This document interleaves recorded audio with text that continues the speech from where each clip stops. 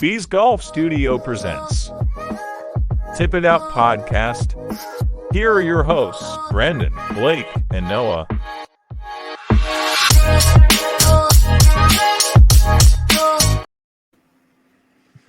All right, guys, welcome back. Man, feels like it's been a long time. I don't even know how long it's been. It's been a minute. Some of us worried. Yeah, I mean, it was. Fuck. Oh man, it was. We started March Madness and finished March Madness before we did another one. So yeah, long time, a lot is happening. Good to be back. Yeah, we went on a cruise. That cruise was long. It was fun. We had a good time. We had good drinks. Yeah, and let's get to it. Blake, you're 21. Sadly. I know. Don't look like it. Well, beard and he's like 18. Probably. Yeah. Probably. A lot of golf that we missed, but most recently Valero Texas Open last week in San Antonio, where Akshay Bhatia outlasted not only the field but chasing Denny McCarthy on Sunday. Such a gross back nine. Does anybody know if it's Bhatia or Bhatia? It's Bhatia. I've heard it as Bhatia. Bhatia. Akshay Bhatia. Anyways, Denny McCarthy, 8 for 9 on the back nine with circles on the card, which is disgusting. I think the grossest thing about that is that putt on 18 that he made to kind of put him at the lead, making Akshay have to make a putt when Akshay shoots a 67, and that's a hell of a round after having a 5-stroke lead going into Sunday. I don't know. It's enough. He was up like 8 or 9 at one point. Yeah, he basically I think it was 4 or 5 strokes that he was up going into Sunday, and man, Denny McCarthy, that's the cojones on that dude, just going out. And the cool thing that I thought was when they were talking, he's a scoreboard watcher. He wants to know where he's at. He wants to be able to put that pressure on himself, which I think Akshay or Denny, which is cool to me. And then him just to perform and just go out. And I think it was hole 16, maybe 15 or 16. He chips in for his 5th holdout of the week. Like, man, that's good. And Akshay struggled. And the other thing they said beginning of the round, because I watched the whole thing, he wrote WTW on his wrist, wire to wire, and it was wire to wire. Like, it was. Yeah, I think probably 9. I don't know exactly because I didn't follow it the entire way through, but throughout the rounds and everything, I think basically the entire tournament up until like hole 16, he had at least like a 3-shot lead. As once he got it, obviously. Well, he shot a 63 in the first round, so yeah. So that's just wild. I'm a huge Akshay fan. Same. Yeah, it's fun to watch him play. I'm a huge Denny McCarthy fan. The dude can roll the rock. I don't know if I'm just pulling this stat out of my ass or what, but probably. I want to say he was like, I know he was one of the top putters inside 10 feet last year.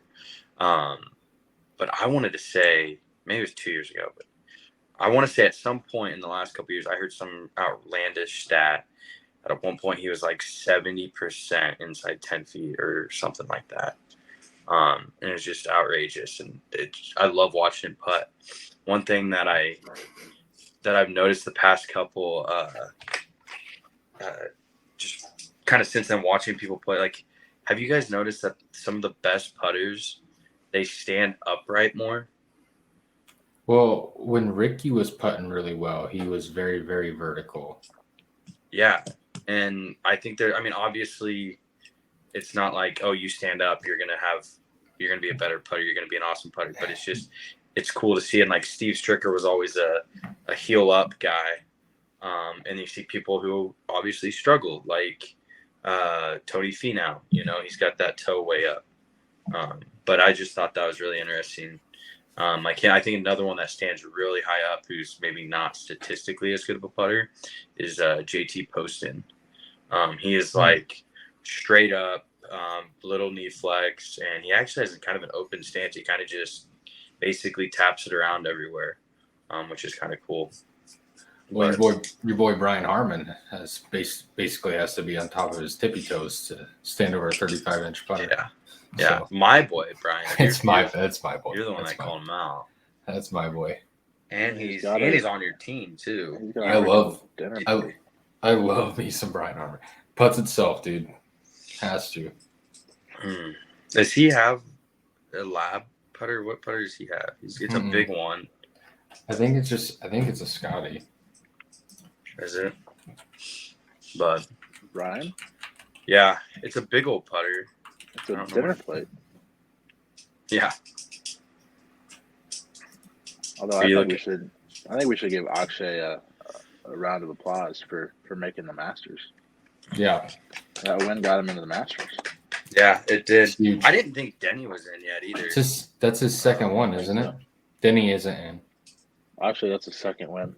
When all of his friends told, I like the story. No, all of his friends told him that he shouldn't turn pro and he should have went to college when he turned pro at like 18 or whatever it was. Yeah, now he's 22 and got 2 wins and the Masters. And a big win, like a decent pursed win too. Well, that was a good field. I mean, Rory McIlroy is there, top 5. Jordan Spieth there. Got a lot of. Brian Harmon uses an oversized spider. Really? I was gonna say it was not a Scotty. Scotty doesn't make dinner plates that big. No. Well, they did on the Futurama or whatever. The Futurama, I was gonna say, is I huge. have that putter. It's huge. Oh, hey, no, I was looking. I was just online today, and I saw a bag that was perfect for you. Go to like trendy golf. What was on the other tabs there? Work. Yeah. He Uh, was using the hide your boss button. I thought you were just online thinking about me, and I was like, always. Oh, it is this oversized spider. But it's a Michael Jordan golf bag, and it has like it's like white and light blue, got the Jordan logo on it, and when you put over the straps like right on your back, like right here, it's got the number 23 written on it. You gotta send that to me because I would buy that. It was actually relatively cheap for a bag. It was like $350. Speaking of that, I got some in the mail today. Look at those hats. Noah. I think he's at his girlfriend's house, hopefully. I am. Lock it in. Oh, man. Ooh. We got some Jordan golf shoes today. Those look like those are kid size. Those are clean. They're like 12. Those are 12, so it's a lot bigger than your feet. That's true. That is true. He hate us because he ain't us. Dude, those are clean. Yeah, there's so many. Those are my next golf shoes. Are going to be the Jordans. I got 3 pairs now. Yeah, all white ones, navy and white, and now those. All the ones I was looking at were like actually relatively inexpensive. They're like $150 on StockX or whatever. No, like all of them, even on like Nike. They don't have all the colors, but like the white and then the white and navy ones I bought, they're the same price, like $150, $160. Hell yeah, those are nice shoes. Yeah. Yeah. Congrats to Akshay. Super cool. Happy to see him back in. I root for him quite a bit.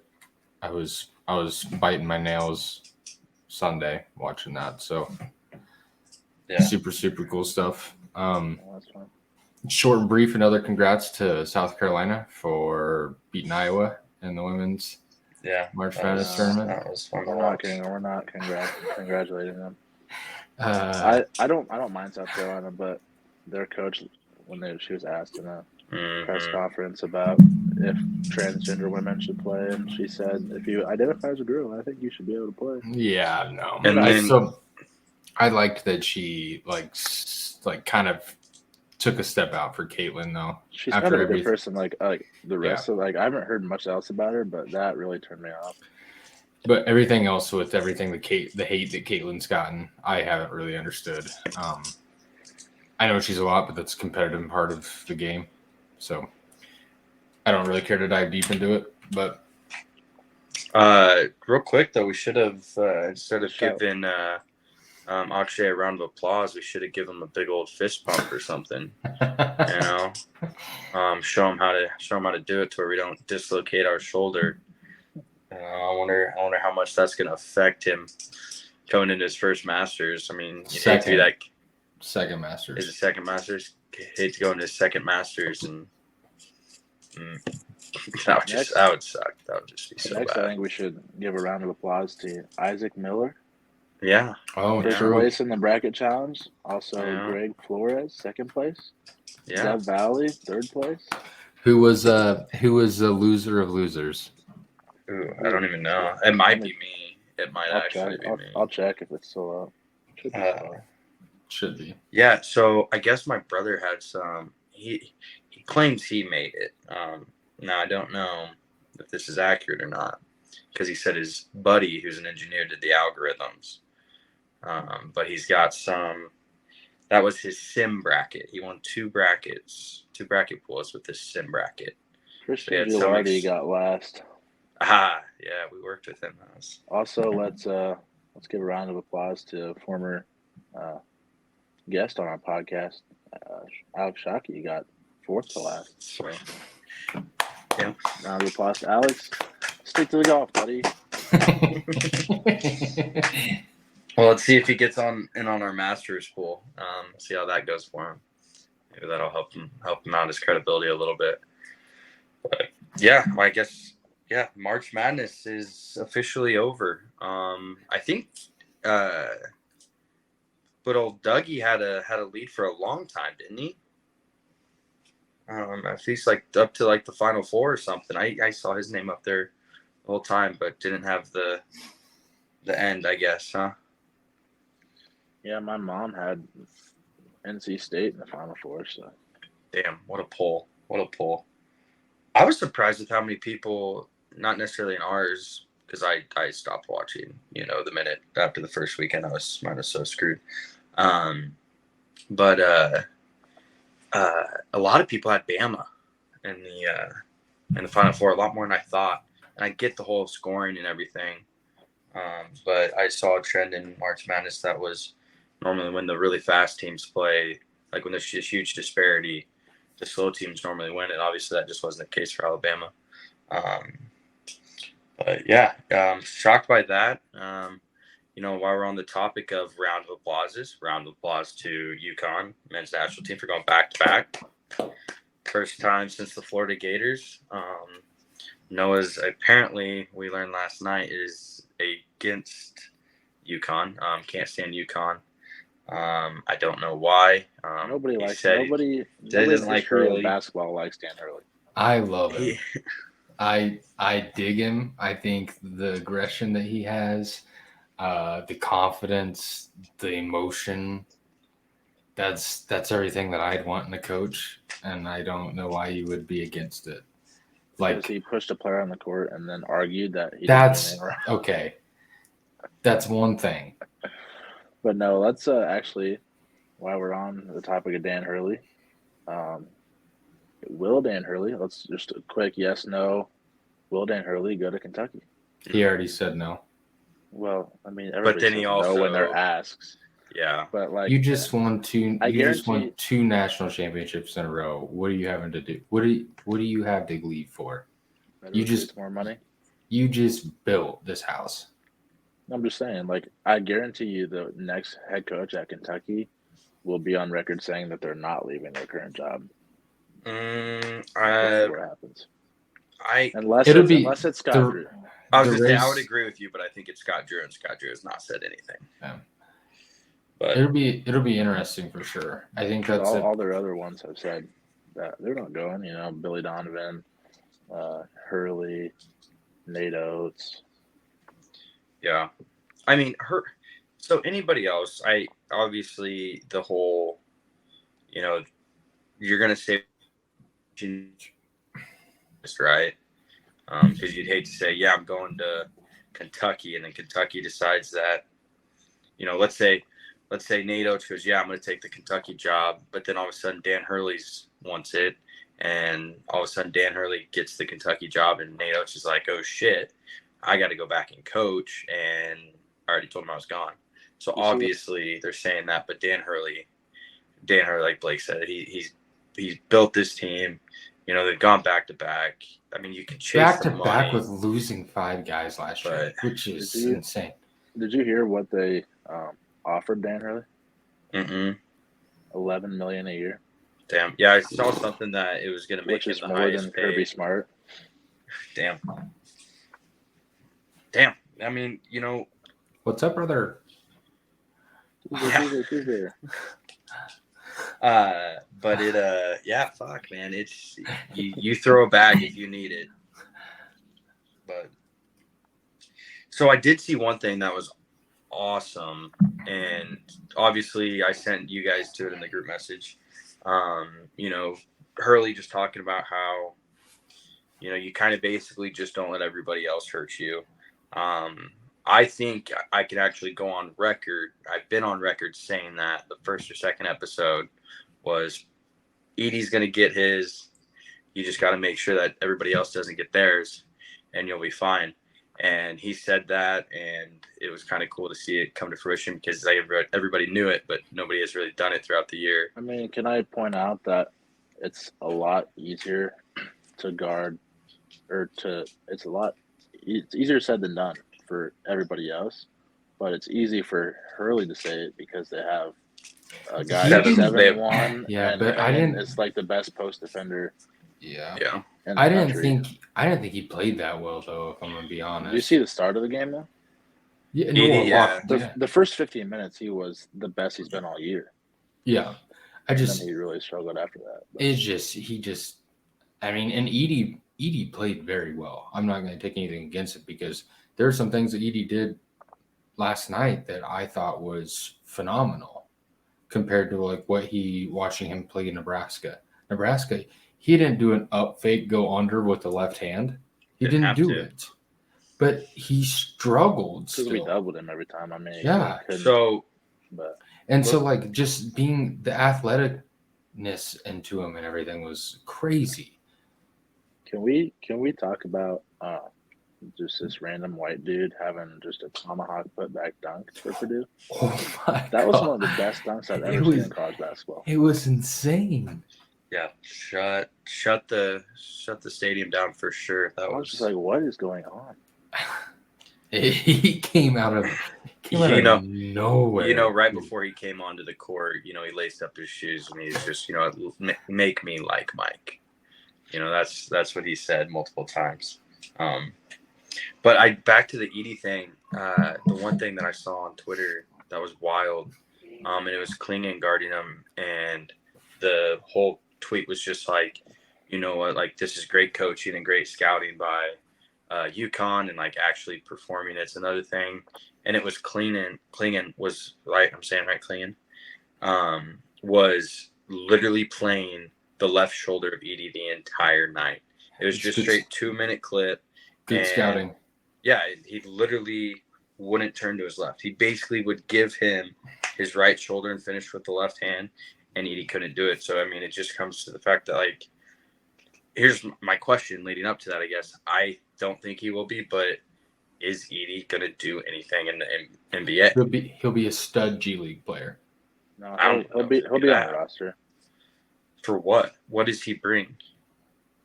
Size, rim protection. He is huge. He's huge. And I think he's not going to be a key player because he could go to any team. Purdue, he was the player that he needed to be because everything surrounded him. Where if you go to the NBA, you're going to be on a team that's going to have scores that are better than any score you've ever played with that are going to surround him. Not every time in the NBA do you have this, but a lot of times there's a player that he can guard by standing in the paint. Like, they play the Warriors, I mean, he's just gonna stand in the paint when he's You guarding just Draymond clog Green. it. You just clog And it. like, I mean, obviously you can't stand in the paint, but you know what I mean. Like, you don't have Yeah. to guard Draymond Green on the perimeter. You don't have to guard. He. You know, you don't have to But guard no, like those guys like that. yeah, I would I disagree don't. I with don't that think that 100%. I don't think that he's a Hall of Fame player, but I do Well, think I just think he's gonna be on a roster. I don't. he's Like, a I think stud. he'll He's a probably stud. play in the back. You know. Yeah, he's a If stud G yeah. League player, or he's just a cog in the paint.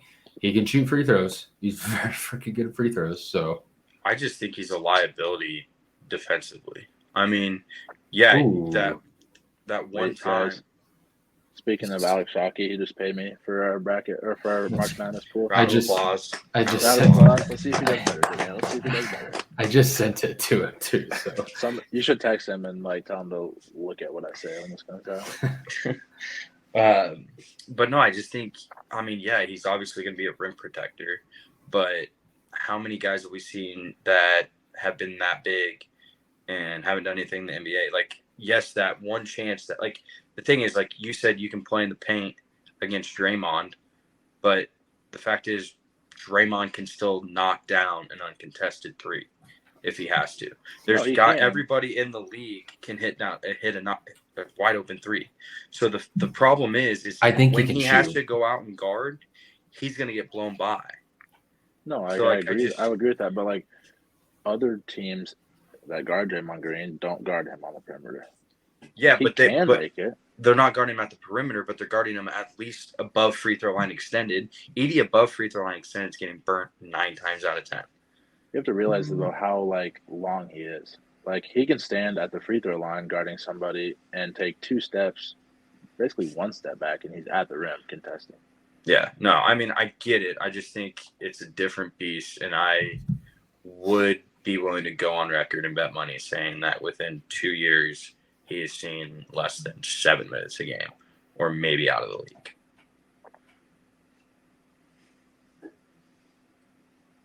Should I do this one so it's like opposite? But I don't see it. I mean, we've seen better players do worse. I mean, just go back. I mean, yes, they're not 7'4", but let's go look at dominant big men in college basketball that have gone on to do nothing in the NBA. One of your boys, Tyler Hansbrough, was probably one of the most dominant college athletes in basketball of all time and had a decent role. Then you look at he wasn't even over 7 feet tall though. I know, that's what I'm saying. They're not all separate. Let's look at the dominant big man. Like, just because you're tall, like, doesn't mean that it's going to carry over into look at Bol, who was supposed to be this dude because he had the freak athletic ability and was 7'3" or whatever. He's supposed to be Victor Wembanyama before Wembanyama, right? And did nothing. Like, maybe if you get him in the right system and you play the game slow, but he can't play a fast-paced game. And how many times even a guy like Wembanyama have you seen just get absolutely yammed on? So just because he's tall, just because he's down there by the rim does not mean that he's stopping everything. I mean, I'll take that. I get what you're saying, but I'll take that to the opposite. And like, I know he's maybe a little quicker defender, but like Ivan, whatever, Zubac or whatever. Ivan Udrago? No, the center for the Clippers. Ivan Zubac. He can't shoot a lick from outside. I don't know. I'm not an NBA guy, so yeah. I mean, I'm not really thinking offensively because I do think, like, at the same, like everybody's argument, like in college, is like, yeah, like whatever he gives up or whatever he would give up defensively, he's gonna get back offensively, right? So like, I get it because he's gonna go get his, but at some point, I think this time once he gets in the NBA, his defensive liability is just gonna be, shine a light a little bit more than his offensive presence because I think his offense goes down a little bit and his defense definitely goes down. So I don't know. But I mean, I hope he does well. Maybe I'm wrong. You don't see that very often anymore. But anything else on basketball? I mean, we're kind of getting done with it. I guess. Yeah, I guess quick though. ESPN's having a heyday with it and kind of over ESPN, so we'll just I'll say it's bullshit and I don't really care, but everybody's going about the 19 million viewers for the girls game and the 18 for the men or whatever it is. But what do you guys Well, think it about helps that the girls is on ESPN. that? Yes, it does. I think it helps more that the girls is at 2:00. And Yeah, I was that gonna as say more well. timing. That's on a Sunday. Yeah, I will tell you this. I probably watched less than 3 minutes of that game last night. I did not care to watch it. I didn't care about either one of those teams. It wasn't.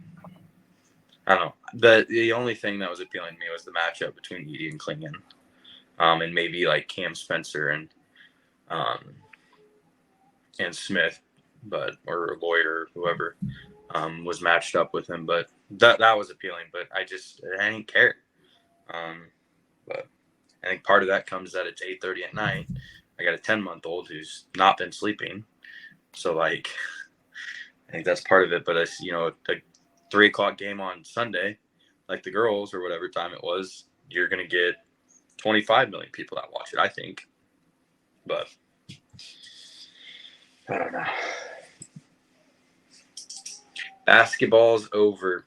We will not hear a peep from Noah for another 6 months. But now football. I can talk about college football. Yeah, that's true. That's true. So we won't hear a word from him for another 3 months unless we get some off-season news. Drink the Kool-Aid. No, you should get or one of us should get a banner up here. Start throwing up our off-season champs banners up there for the last 5 years. Got them all. Back to back to back to back. I'm ready for football. I'm excited. I'm excited. Are we gonna have some controversy come fall here when we don't know who's gonna be starting quarterback? It's gonna be. It'll be DR. I know, but have you seen those clips of Kalen? I mean, but balling the one big clip he had, the ball was underthrown. It's DR. It's DR. No questions. I'm not saying Kalen is bad, and I think if we didn't have DR, you could make a case that he maybe would start. But you don't have a guy like DR come in and not at least let him try. I know he's starting week 1, but they're definitely for 4 games. If he's awful, then you maybe make a switch. But he's gonna start. I mean, you have to. They're 1-2 for sure, but I wouldn't necessarily say that, to be honest. Maybe by the end of the season. Yeah, I don't know. I mean, they both look really good, and I'm glad that we got both of them. The only thing that sucks is in the world we live in now is you're not going to have both of them here in 2, 3, 4 years. But anyway, anything else before we move on to the first major of the year? No, you know better than that. All right. So Masters, greatest big week event, boys. Greatest week in golf. Greatest week in golf. I love it. Hot take. Not my favorite major. My favorite week of a major. Not my favorite major. I'd agree with that. Open? I love the Open. The Open, like the Open Championship. The Open Championship is my favorite. Mine's the U.S. Open. Favorite U.S. So it goes Open, U.S. Open, Masters. U.S. Open, Masters, PGA. No, you could just kick him out of the U.S. Open, podcast. Masters, the Open, and then PGA Championship. PGA is talking about. Depending on that's our championship, Noah. It's the PGA Pros Championship. Maybe. If I ever play in it, then I'll say it's the best. But yeah, I gotta figure out how to hit more than 2 fairways around if I want to play it. Well, so then you need to go play the Open Championship where you got 150 yard wide fairways. Sure. I'll be the next Michael Black. Just watch it. Yeah. But no, I think the Masters and the Open can be intertwined depending on where the Open is at that year. I agree. I think the big I love the Masters. I'm not taking anything away from it. I absolutely love it, and I watch it more than I watch any of the other majors. I would say, I like seeing different courses and people compete at different courses. Yeah. And I love the Open. I don't know why, but I do like the sometimes where you're waking up at 3 a.m. to watch the first tee. That's the That best. love it. Absolutely love it. Yeah. And then you get the brutal 50-mile-an-hour wind some days or the rain, and it's gory, and I love it. The U.S. Open I do love too. I do love it. I watch it just as much. But the Masters, I spend more hours watching the Masters, and you get that deep dive into it of it's the same course, it's the same everything, the nostalgicness to it, the beauty of it. I love it, and I would do anything to go, but I don't think it's the best major. Is it the most we watch because it's the biggest brand, but is it also because we know the holes? I think Augusta does a good job of making it be watched. I think they do a very good job of it's live from the Masters, and then they have the everything throughout the week. Not saying the U.S. Open and the Open don't do that, but the Masters does it very, very well, where you're able to get on a website and you're able to watch everything. If the Opens could do that and the PGA could do that, I think that there's a lot more viewing in it, but the Masters does a very, very good job of making it a one and only thing. See, I think it's because of the holes. We recognize the holes. We know, like, you watch the Masters enough, and you're like, oh shit, he did not want to miss there, or that putt's gonna be so fast, or you could say the same thing about St. Andrews, though. I can't. I couldn't tell you anything other than the road hole and maybe a couple others, but like hole I one. Guess I'm a St. Andrews fan, so it's. But if I pulled, everybody's a St. Andrews fan. But if I pulled a 120-yard shot, right? Like if I took a picture of 120 yards out of anywhere in Augusta, and then versus 120-yard picture anywhere from St. Andrews, you would probably be able to tell me, like a higher chance of telling me which hole it is at Augusta than which hole it is at St. Andrews. Yeah. That's what I mean. It's just like you've watched it, you've seen it so many times. It's immersive. It's like it's just also the perfect course for a major golf tournament. I mean, I'm not taking anything away. It's just a hot take that it's my favorite to watch, but it's not my favorite major championship. Fact check him again in the comments, Blake. Make sure we're fact checking Blake in the comments. Yeah. Go for it. For sure. Because it's not. So everybody tell him his opinion's wrong, and it's backed up by science.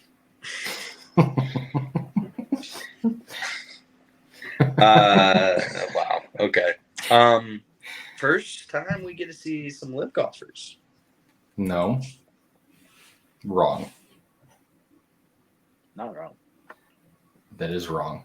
This year is what he meant. Okay. First time we get to see. Yeah, first time we get to see them this year. Okay, I want to point out. No, wrong. You can watch live golf every Sunday. It's wrong. Okay. You can't watch live golf every Thursday, but whatever.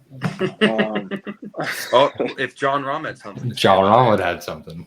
No, John Rahm. That's what I was about to bring up. Is have you basically seen the news? And it's speculation, but have you seen the news that John Rahm is kind of regretting going to live? Oh, he made the comment of it. He said that he wanted to be a catalyst on bringing the merger.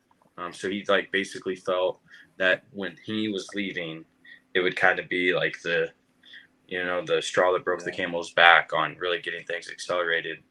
And I think the biggest thing he regrets is honestly probably just playing.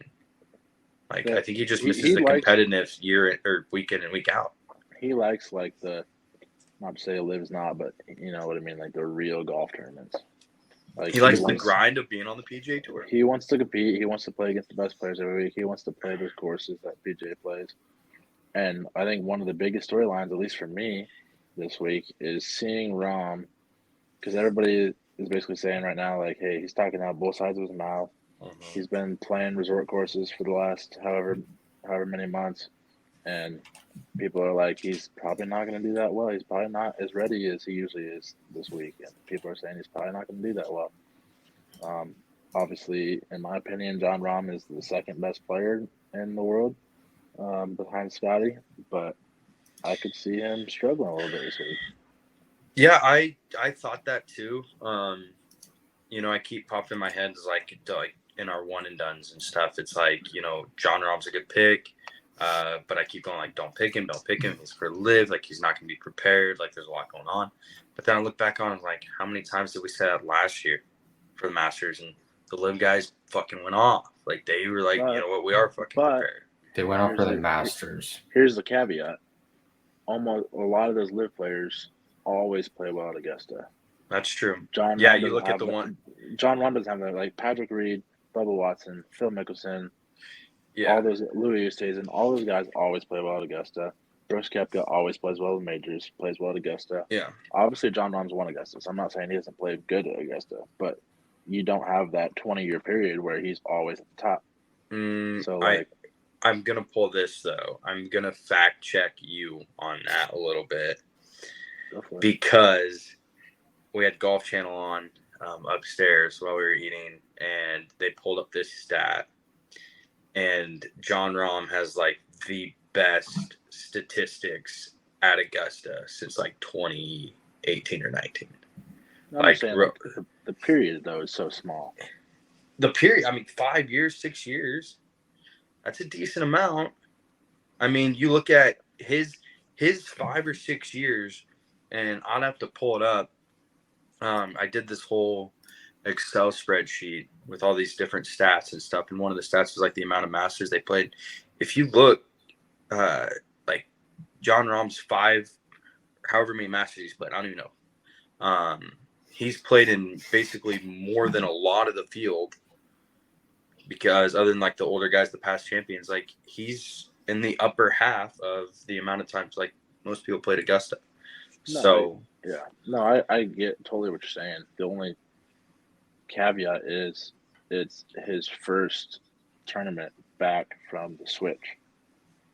I know, and I keep telling myself that, but then I keep telling myself, like, just to jump right back into that. He wants it though. I think that's the big thing. He was my one and done pick for this week, and I took him because I don't have no reason not to. Yeah. Guys, if you're in a one and done, and I don't know how many people are gonna hear this, but if you're in a one and done and you are thinking, hey, maybe Blake knows what he's talking about, maybe Blake, he is in first, but he did just lose $1.2 million. He is in second to me. Yeah, well, and I'm winning my other one too. So cool. Blake is in a little bit of a pickle right now, guys. So his decision making might not be the highest this week. There's no reason to not take a live player this week. Do you want Xander again this week, Blake? You took him last week in like week 3 and week 4. Like, do you want him again in the one and dones? I would take him. He's my pick. I took him in ours earlier this year, but I don't think. Why were you saying that though? You're like, if we're gonna pick a lift golf, pick him now. Oh yeah. Almost all those guys play in all the majors. Like, not all of them, but like the guys you would pick in the one and done are gonna play in other majors too. So I understand that, but with the whole aspect of your every single week, you have a live player, like you have Brooks, you have DJ, you have Bryson, you have John, you have Joaquin, you have Cam Smith, that's 6 guys in 4 majors that are going to play well. I don't see them not playing well. You can even throw Sergio in that mix. So you throw those guys into those 4 majors. You have Scotty, you have Rory, you have, I'm not going to say Tiger, Hideki, you have Xander, you have a ton of paid, like Will Zalatoris, guys that you can pick on off weeks that aren't going to, they're going to play well in the majors, or you at least hope they do. But you're not going to get those other 6 guys that are in the live for those 4 tournaments. They're done. You get those tournaments, there's no reason not to pick them, because you have those other big names that you can pick on the off weeks. You're taking a lot of faith in live golfers if you're just like, okay, in 4 tournaments, Live I got golfers. 6 guys. Brooks Koepka is still world like OWGR is still 33. No, I'm just saying. Like He's still a top tier player. Brooks is one of my favorite players. I'm just He's saying, like, John if Rahm you is get number if you 2 in the 6 world. guys He's still a for top 4 tier player. years or for 4 majors, like, The other thing is that the you're limiting majors yourself. aren't the majors. They're good money, but they're not the top money grab tournaments. So don't like Scotty Scheffler. Scotty's gonna play well. He's the number 1 player in the fucking world. He's gonna play well. There's no reason why you need to pick him for the Masters.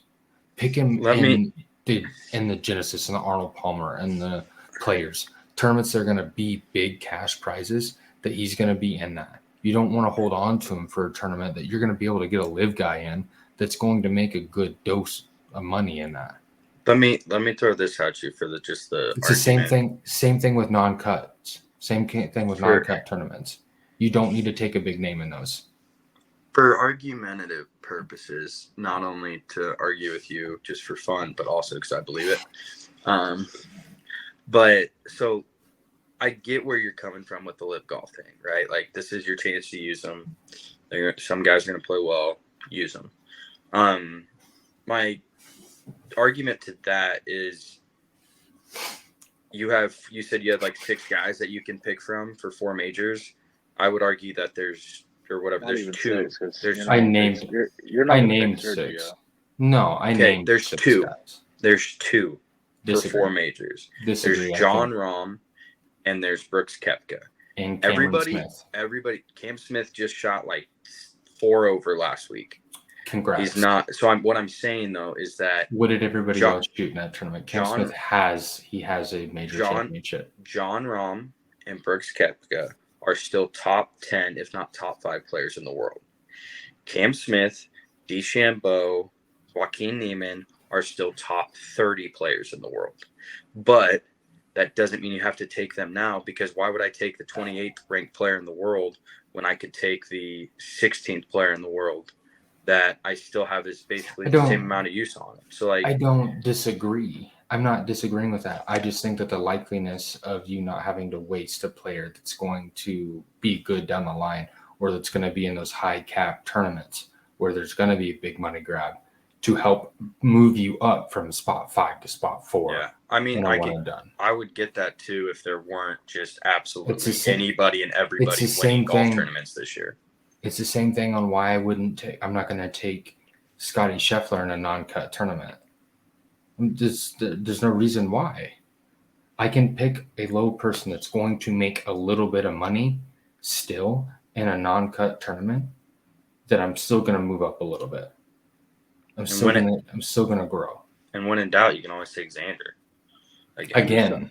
I'm just saying, like, going to like what you guys are talking about, outside of Scotty Scheffler on the off weeks, you were not sure of anybody who's going to get top 10, top 15. I was nervous. I took Rory last week, and I was nervous. If you just make the cut, it's not going to help you at all on the off weeks. That's what I'm saying. No. So when I was, for the weeks prior, with my 2 Xander picks, I was just looking at getting someone that was going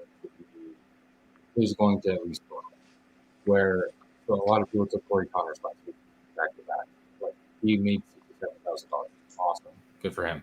That didn't grow. I took Rory, who made $600 or 300 or whatever the hell it was, $1,000. Yep. So it's like, I was worried about Rory because I didn't know. Rory hadn't played the 2 weeks prior. And it's like, this is the first time Rory's played in this tournament and blah, blah, blah, blah, blah. And like, how good is he going to be? Is he going to be more worried about how he's going to hit driver, if he's going to try to hit more cuts or whatever the hell he's going to do?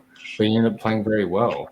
So it's all chance. It's gambling. It's all chance. But that's my perspective on it. And that's what I took John Rahm this week. He's defending champion.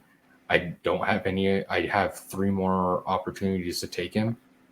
Nobody's arguing you taking John Rahm. We're just arguing the fact that you said we have to take a live guy this week. I didn't say you had to, but I said that if you don't, you're I stupid. argue you taking John Rahm a little bit, but I think John Rahm's a good one and done pick. As a one and done pick, obviously you want to pick the winner, but that doesn't mean you are trying to pick the winner. I thought about taking Fred. When I picked Scotty Scheffler for the, I think we picked him for the Arnold Palmer. Me and you did, Blake. I didn't pick him because I thought he was going to win. I picked him because I knew he wasn't going to miss the cut.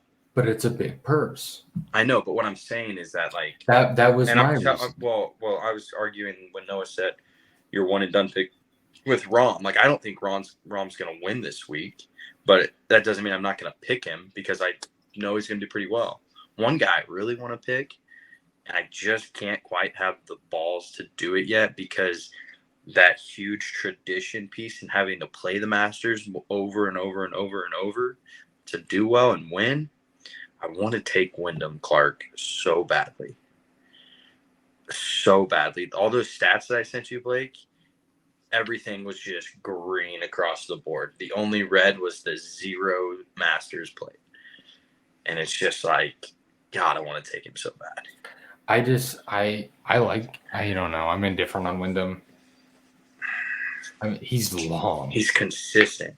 He's so long too. That's the thing. It's consistent. There's so many other weeks that you can take him and be more confident with him. Well, yeah. So like Scotty, when he won 2 years, like he chipped the ball so well, and that was the thing that Tiger had said too. Is like the way Scotty chipped it was insane. Like that's not verbatim, but like just the chipping of the golf ball was not insane. Quoting Tiger on that one. Yeah, not quoting. Yeah, fact check him. I know for a fact he said something about how Scotty had chipped the ball was phenomenal. Yeah, well, he chipped in that year from below on 4 or whatever. But being able to play a hook and be able to play like a cut off of a chip and be able to control it onto those greens is what you have to do out here, and that's why, and like I think that's why Xander struggles is because Xander's he's a good player and he's very, very consistent. He can ball strike the shit out of the ball, but I don't see him as a great chipper when he's off the green a little. I don't know. I love Xander. I do. He's top 3 player of mine. I love him. I don't really like him. But I think I don't know. He's to me. So when I look at one and dones, and the reason I'm leaning a little bit towards Xander, I want to. My gut's telling me Brooks. I feel like it's a safe bet, whatever. But like the problem is, everybody's gonna fucking take Brooks. All right, there's gonna be so many that take Brooks where I'm gonna be sitting there. I'm like, okay, well, like I'm going. I look at the one and dones, and I want to take advantage of every week, right? When I pick, like, I'll go out on a limb on one of those short fields or those low prize money fields. Go on a limb and pick somebody because, hey, if that guy misses a cut, the guy that wins isn't going to make that much money, and I'm not going to be that far behind, or I'm not going to lose my lead very much. But on the off chance that my guy does really, really well on these bad tournaments, well, then I maximize my earnings out of them. Like if I take, a couple weeks ago, I took Jake Knapp. He missed the cut, didn't hurt me at all. But had he done really, really well, like if I would have took him way back when he won, well, then I really maximized it. So, like, I'm looking at this week, and I'm like, Xander's not going to be a super popular pick. People have used him previously, or they're planning on using him later, or and both. People are going, or both. Or they're going to go live. And it's like, well, if I pull Xander here, it's a safe bet because he plays decent at the Masters. He's just a good player. He's number 4 in the world. And if I can get him to get, top 2 or even a win, then, I really pull away. And so, like, that's kind of why I want to lean Xander. Granted, I can't take him in ours unless everybody gets 2 Xander picks. I'm not sure. We haven't really discussed that yet. Hopefully 3. But yeah, that's just how I look at the one and done. So I got to pick somebody else in our league. But in my dad's league, I'm going to take Xander. Update. Denny McCarthy is in the Masters tournament. Yeah, I know. The comments fact checked. I think our producer came in and put it in my ear and said that you were wrong on that one. So typical. We got that one fact checked already. But let's talk winners. Hey, real quick though, this is not about the Masters at all, but it's about something we were talking about. Draymond Green tonight is 5 for 5 from 3. Noah, see, our producer just came in and fact checked Noah. Who's our producer? I need to meet this guy. Dude, he's killing it. He's killing it tonight. There's a lot of just shows our credibility. You know, it's average Joe's talking. Just shows talking, us that you should not listen to this podcast So at all. talk about winners. We'll go down to my little tagline there. Is that a Brooks Koepka song? No. Oh. I was like 6 majors is better than 5. It's He gets his 6th. It's our guy Tiger Woods. Mm. So heard a thing saying that Yeah. heard a thing already before he even says it. That producers came in and we are told to mute his mic. So heard a thing saying that Tiger is giving up sex for the week. Oh yeah. Well, and it's preparation, not just for the week. But. Preparation. I don't know. I'm. Has that helped you? I don't. I don't think it's gonna happen that he wins. I would like to see his continuous cuts continue. I've made cuts. I have sex in that cowboy hat back there. So Chill out. Chill out. You're muted. Didn't hear you. Yeah. This is not a live broadcast. I think it'd be cool to see him get his 6th Masters. Don't think it's going to happen. I would like to see his continuous cut streak continue. I would love to see Tiger make the cut this week. Yeah, go ahead. In the back.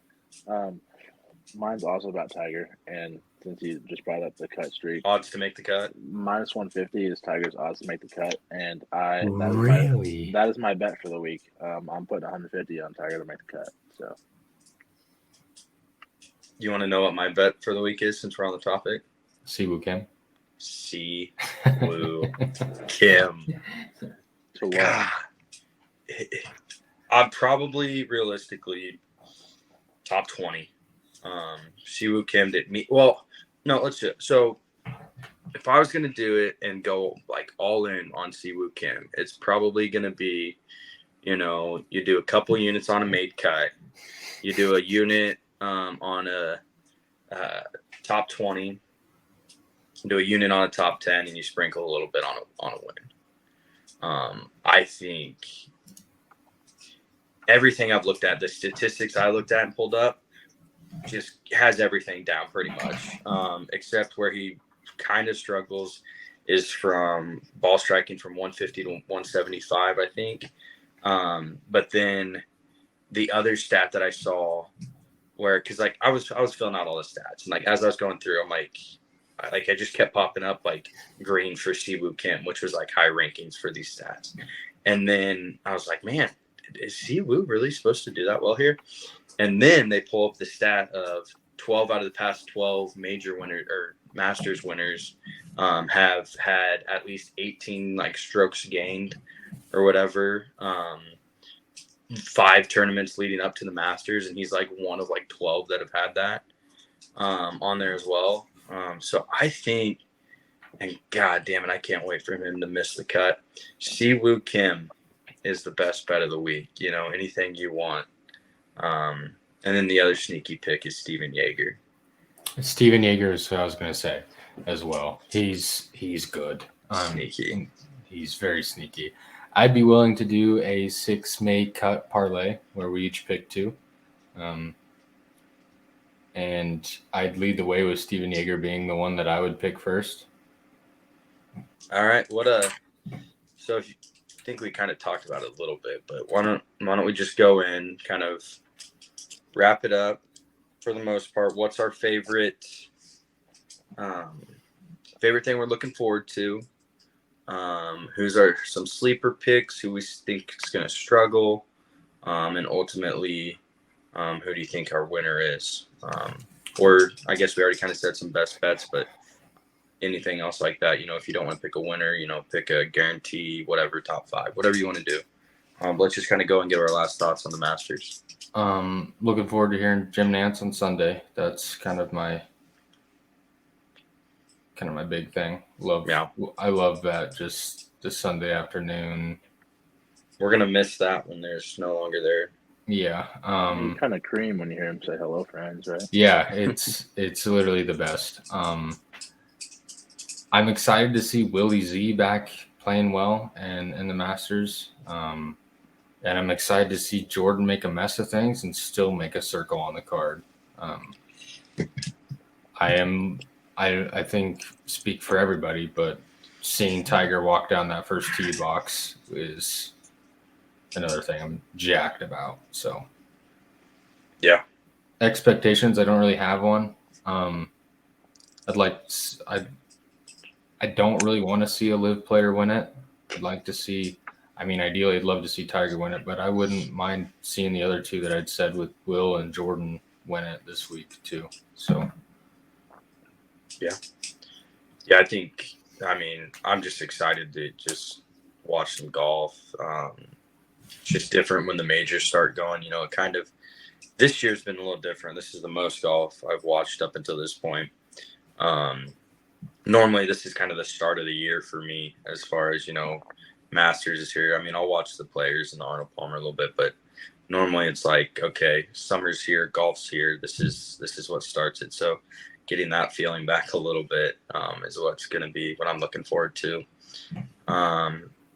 Honestly, the thing I'm most looking forward to, and I hope we get it, is I want to watch Tiger play 4 rounds of golf, and I want us to shut the hell up about what he looks like, how he's feeling, and his back.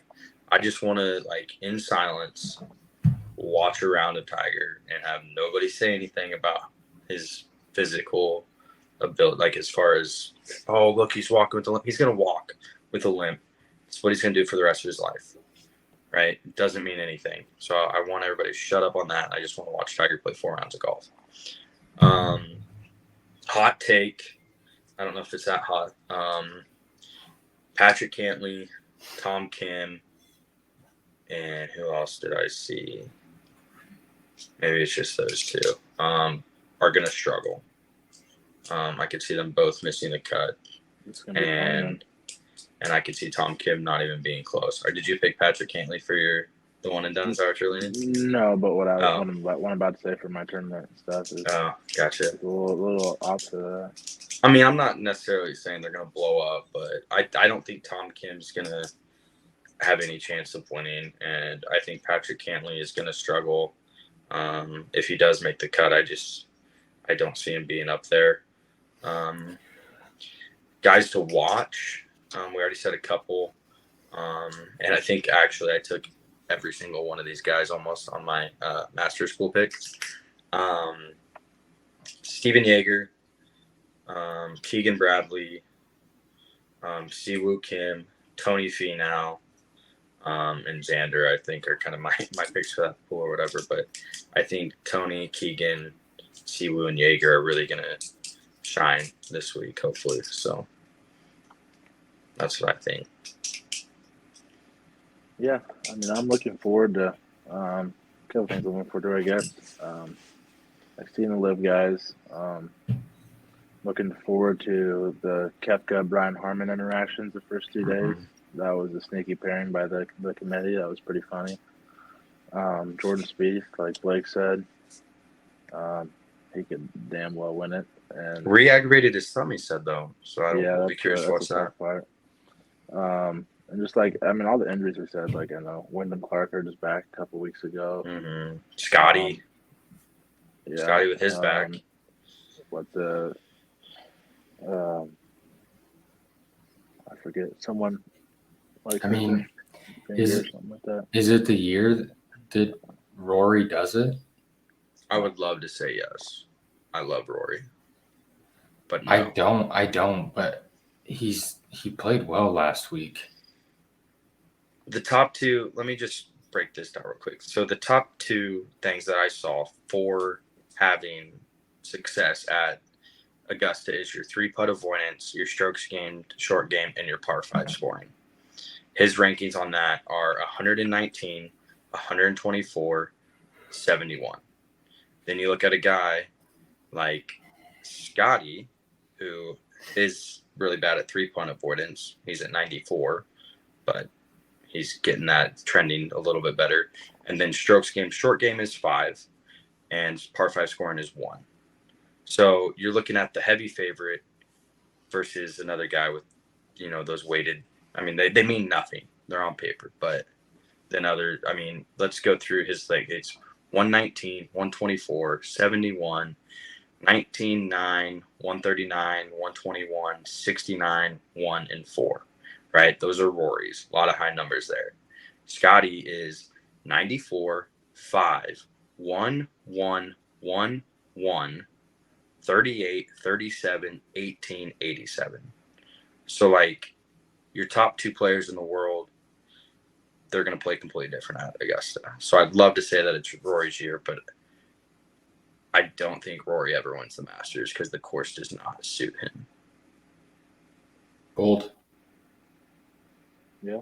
I hope I'm wrong.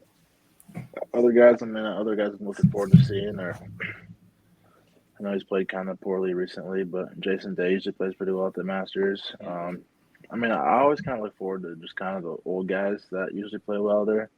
Adam Scott always plays well there. All those type of guys, so that'll be fun. I would give just about anything on God's green earth to have a Phil Tiger pairing on the weekend. Final pairing on Sunday. Which I could see them being around the same kind of score, so I could see that legit happening. If you're looking for a guy to get top 5, top 10, if you're gonna put a bet in like that, I lean towards Xander on that. He's just solid. And then my winner for the week, drum roll, is Patrick Cantlay. So, well, one of us will go home crying. Is he gonna take his hat off? Is he gonna wear a hat? I'm not gonna bet on Patrick Cantlay to win it. But he's my pick. So is he your one and done pick? No, Scotty Scheffler's my one and done pick. Dang, we're just calling you out on all your picks, huh? I know you guys. I just would never take Scotty on the Masters, and then it's not that big of a flip. But no, and then Brooks Koepka to get top 5, top 10. That's, and then a sneaky one, Sahith Theegala, like I mentioned earlier. I think if you're gonna go top 20 on him, is very likely. Yeah, for sure. Kind of my picks for the week. Also, one more thing, Blake, you said, and we always talk about Augusta and how you have to work the ball both ways. And producer came in. Noah's fact checking him. But one thing that I find completely weird is that, and I get that he's just not playing very well right now, but off the tee especially, Justin Thomas has all those shots. He hits that low cut, the low draw, the sweeping draw. Yeah. And he can hit all those, and it just baffles my mind that he's not better. It just has to come together for him is all. So, everything has to be working, right? What is that? When he won his last major, he had to have Pierre or whatever come back to him and basically blow up on the last hole. It's all got to come together for him. Cool. Can't wait. Yeah. Other really quick news stuff. Some housekeeping items, guys. We have our Masters pool. So those of you listening to this, go to our Instagram. We have our Masters pool linked. Get in before the first tee times on Thursday. That'll be fun. We'll hopefully do this every year. We had a great turnout for March Madness. We did a shout out for our top 3 there. I don't know if Noah's paid out anybody yet. If not, hopefully you get it tomorrow. Paid him out last night. Perfect. We'll shoot something on Instagram tomorrow. Give you guys congratulations. And then more exciting news. We are actually working on getting apparel out to you guys. So more news to come on that. Some fun apparel stuff will be offered to you guys. We've got some cool designs that we're working on. Just got to get some wrinkles ironed out, and we'll be getting that to you guys. So anything else, guys, that you got? Just excited for the week. Yep. Let's have some fun. I'm going to leave you guys with one last thing that Noah brought up that reminded me of it. So Noah mentioned Phil and Tiger. I just want you guys to think about this while you go to sleep tonight. Tiger and Phil have both won majors more recently than Rory McIlroy and Jordan Spieth. Yeah. That is wild. It's crazy. Game of golf. So, yeah. Play it till you're old and gray. So, Also, or Phil you're gray and old Mickelson- because of golf. Phil Mickelson has the most winnings ever at Augusta, barely over Tiger. So it'd be interesting to see Practice round gambling. It'd be interesting to see if they play with each other and coming down to the wire, who kind of edges out. Yeah, no, that'll be awesome. A lot of That cool would be storylines. We're excited, and we'll be talking about who wore that green jacket next time. So, For sure. all right, boys. Have Later, a good guys. one.